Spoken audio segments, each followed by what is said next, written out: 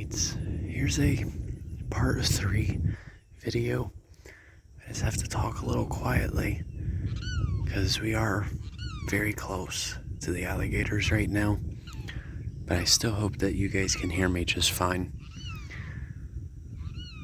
This is like one of those places where you have to respect the wildlife,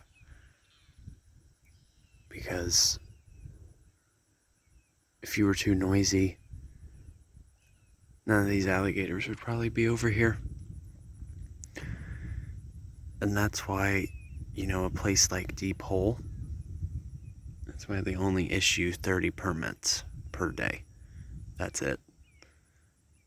And that's just simply because if there were no permits for this site, this place would be ransacked with people. It would be absolutely crowded. And the more crowded a natural feature becomes, the less wildlife you will see. That's why part of me is like,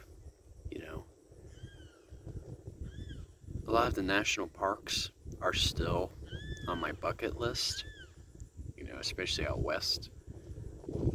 But the thing is, of course, depending on the time of the year, these national parks get absolutely crowded.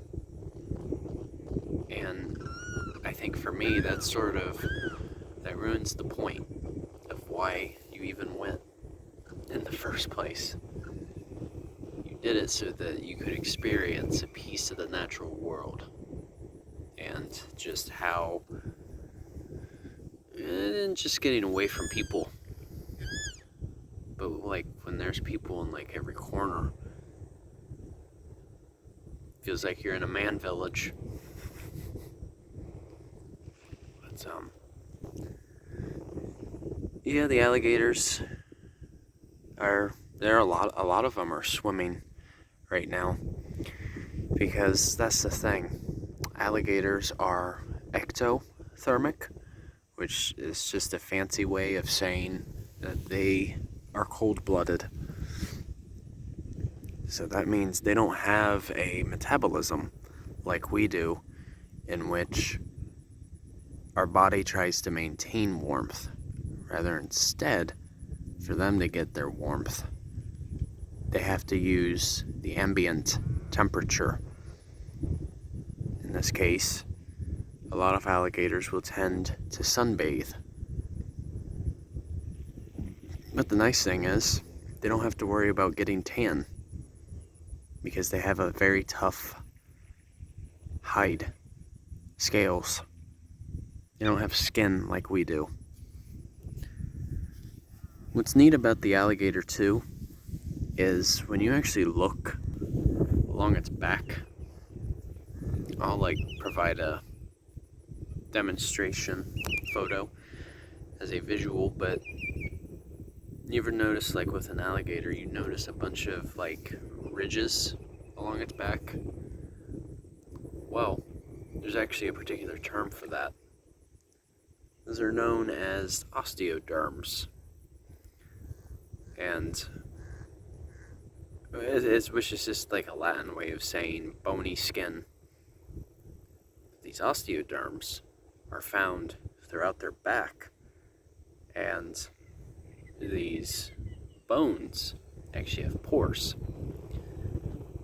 So basically what happens is blood can pass through those pores. That way it has a way to be circulated.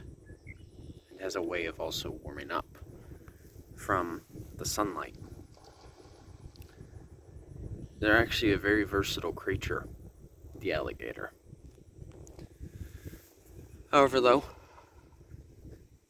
usually alligators, when it comes to locomotion, they're much better at swimming.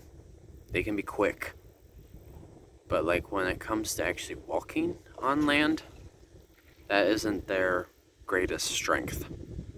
They're a little slower. But then, some of them can actually be really fast. Point in fact, my grandfather the other day, a little over a week ago, mentioned a story where he was riding his bike down here, and he actually saw an alligator in the middle of the street. The alligator glanced at him like, "What's she gonna do next?" Turns his head again and just darts straight into the water that was nearby. So with that being said, alligators can be quick on land if they have to. But that's really the point is, a lot of us seem to be intimidated by alligators. But to be honest, there's a lot more dangerous wildlife than alligators out there.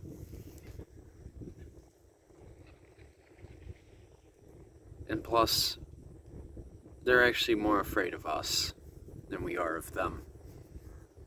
Because, well, what humans have done in the past: development, over-exploit. Humans can be evil. I'm sure a lot of you already know that. But yeah. And typically, it's also help of learning the difference between an alligator and, say, a crocodile. Is to also look at their body morphology.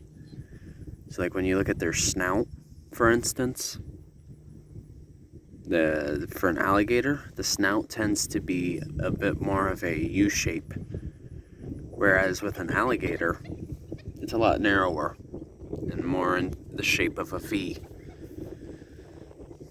I believe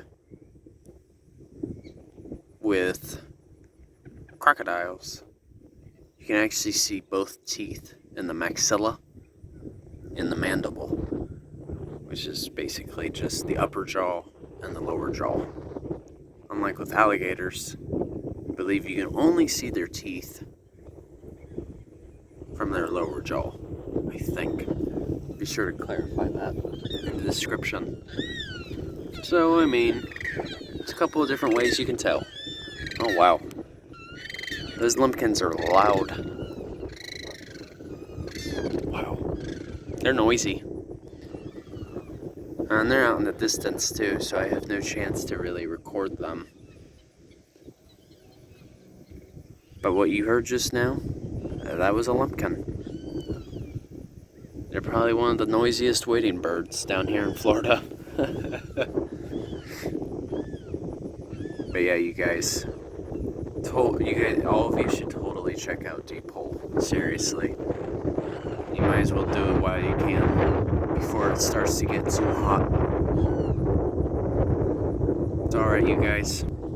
Thanks for watching. Hope you learned something of value.